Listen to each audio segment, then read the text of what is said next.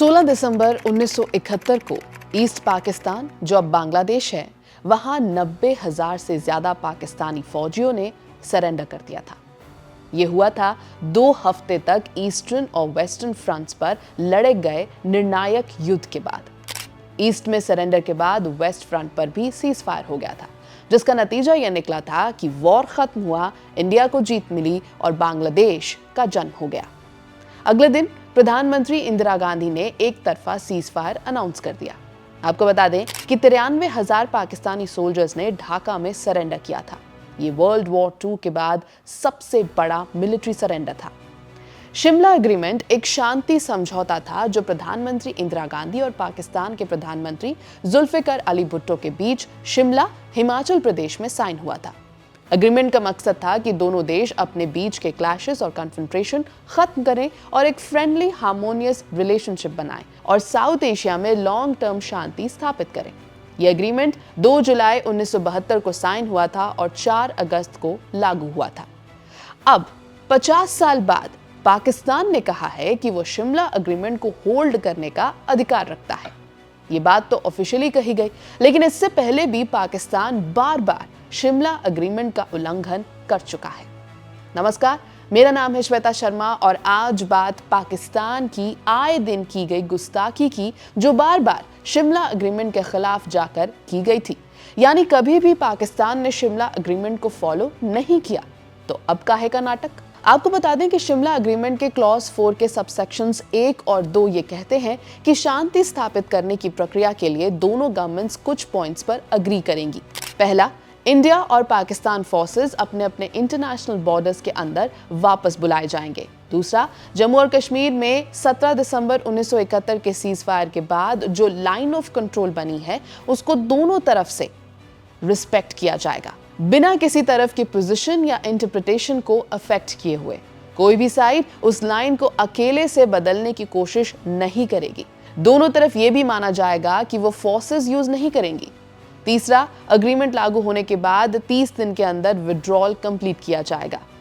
Clause 5 ये कहता है कि ये एग्रीमेंट दोनों देशों के कॉन्स्टिट्यूशनल प्रोसीजर के मुताबिक रेक्टिफाई होगा और तब से लागू माना जाएगा जब रेक्टिफिकेशन के डॉक्यूमेंट्स एक्सचेंज किए जाएंगे।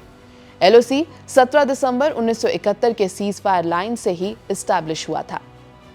1949 का कराची एग्रीमेंट कहता है कि इंडिया के इंडिपेंडेंस और जम्मू कश्मीर के भारत में मिलने के बाद पाकिस्तान बैक्ड ट्राइबल रेडर्स ने अटैक किया था। इसके बाद अक्टूबर 1947 से 1949 तक, यानी तकरीबन 2 साल तक जंग चली थी। 1949 में इंडिया और पाकिस्तान के मिलिट्री रिप्रेजेंटेटिव्स कराची में मिले थे एक यूएन ब्रोकर्ड सीज फायर किया जाए। सीज फायर लाइन का रूट था मनावर साउथ से नॉर्थ में केरन तक और फिर केरन से ग्लेशियर्स की तरफ ईस्ट में। 1949 कराची एग्रीमेंट ने क्लियरली सीज फायर लाइन का डेमार्केशन बताया था। एग्रीमेंट में लिखा था, दालुनंग से ईस्ट की तरफ सीज फायर लाइन ये रूट फॉलो करेगी। पॉइंट 15495 इश्मन, मानुस, गंगम, गंदरमान, पॉइंट 13620 जंकर, मारमक, नतसारा, शांगरुथ, शौबतला, चालुंगा, खोर और फिर ग्लेशियर्स के तरफ नॉर्थ में। शालुंगा के ईस्ट में NJ9842 लास्ट डेमार्केटेड पॉइंट था, जहां से लाइन नॉर्थ टुवर्ड्स ग्लेशियर्स जाती थी। पाकिस्तान ने सियाचिन ग्लेशियर पर कब्जा करने की कोशिश की, जो कराची एग्रीमेंट के मुताबिक भारत का हिस्सा था, और यही वो टाइम था जब शिमला एग्रीमेंट के प्रोविजंस को तोड़ने की कोशिश की गई। इंडिया ने 1984 में ऑपरेशन मेघदूत लॉन्च किया और ग्लेशियर पर कंप्लीट कंट्रोल ले लिया।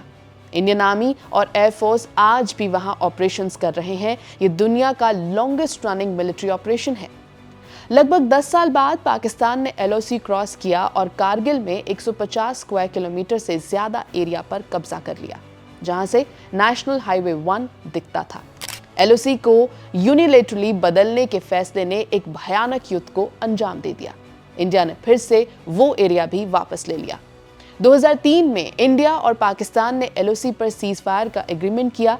2003 से 6 तक एक भी गोली नहीं चली, लेकिन 2006 के बाद पाकिस्तान ने कई बार एग्रीमेंट तोड़ा, कई बार फायरिंग्स की, कई जवान शहीद हुए और अब पाकिस्तान अपने कुकर्मों को ऑफिशियली अनाउंस करते हुए कह रहा है कि शिमला अग्रीमेंट को होल्ड कर सकते हैं।